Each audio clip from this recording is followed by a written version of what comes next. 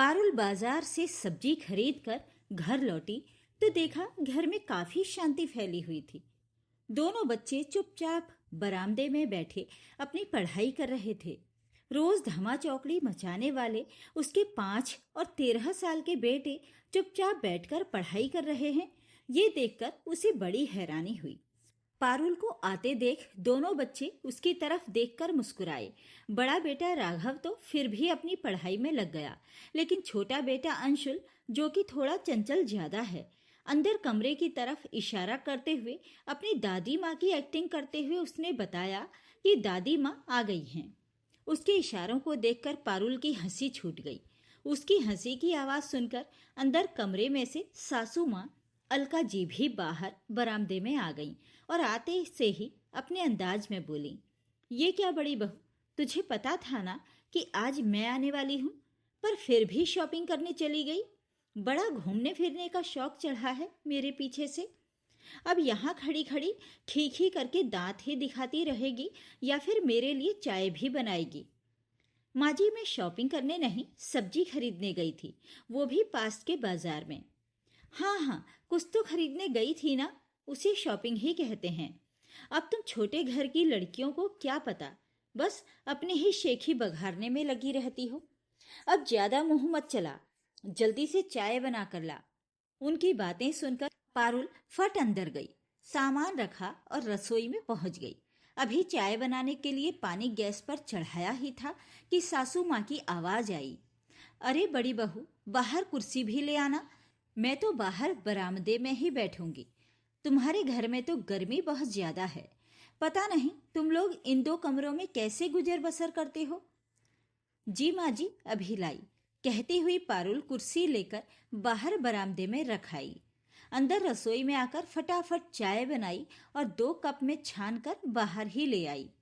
1 cup Alka ji को पकड़ाया और दूसरा कप लेकर वहीं दोनों बच्चों के पास नीचे दरी पर बैठ गई।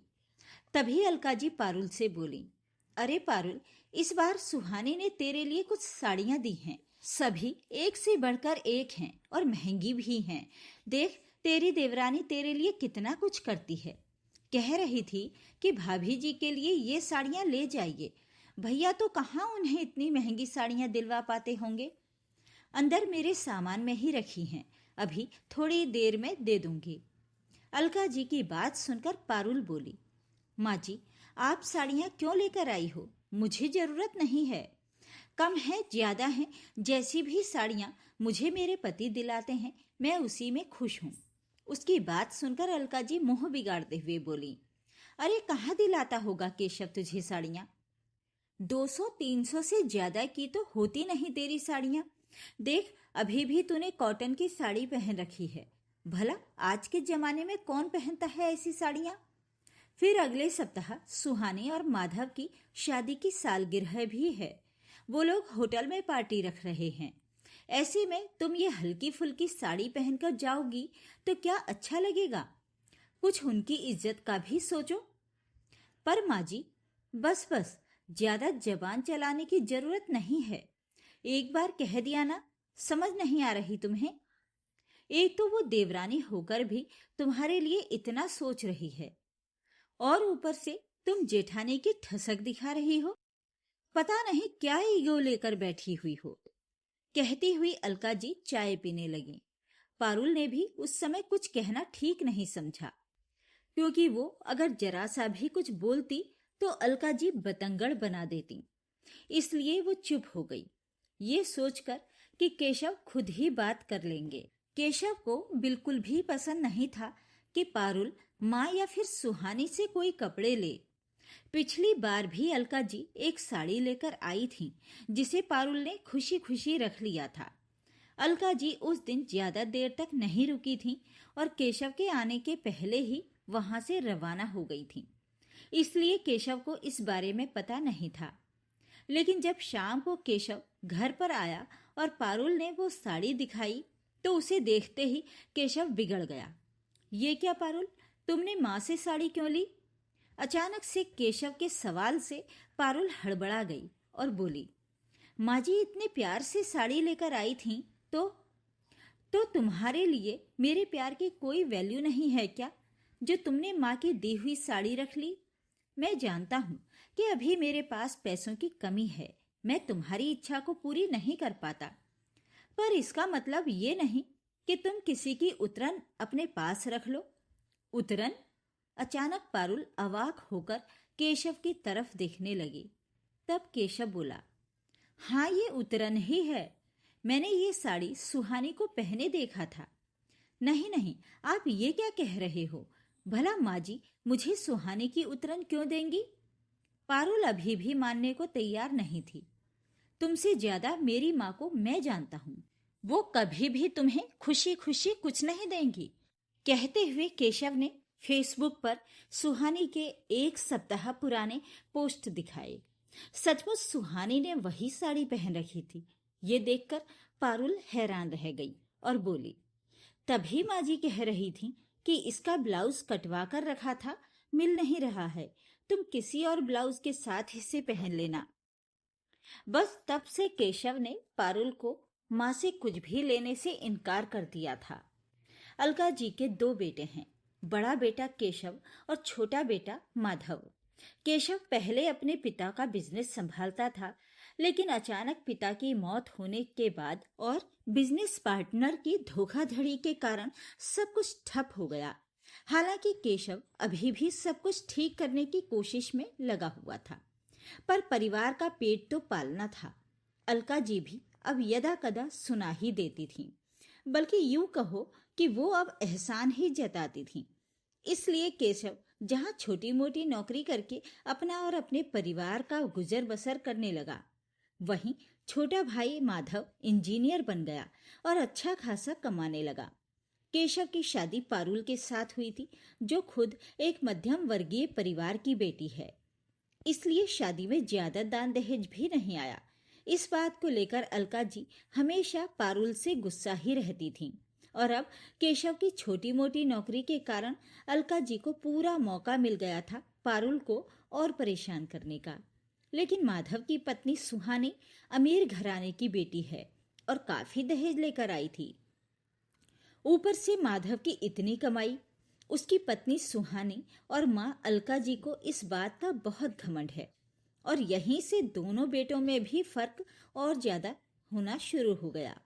अलका जी जहां माधव और सुहानी की तारीफ करते नहीं थकती, वहीं केशव और पारुल में कमियां निकालने से भी गुरेज नहीं करती। लेकिन उसके बावजूद भी केशव और पारुल अपने परिवार के साथ खुश हैं।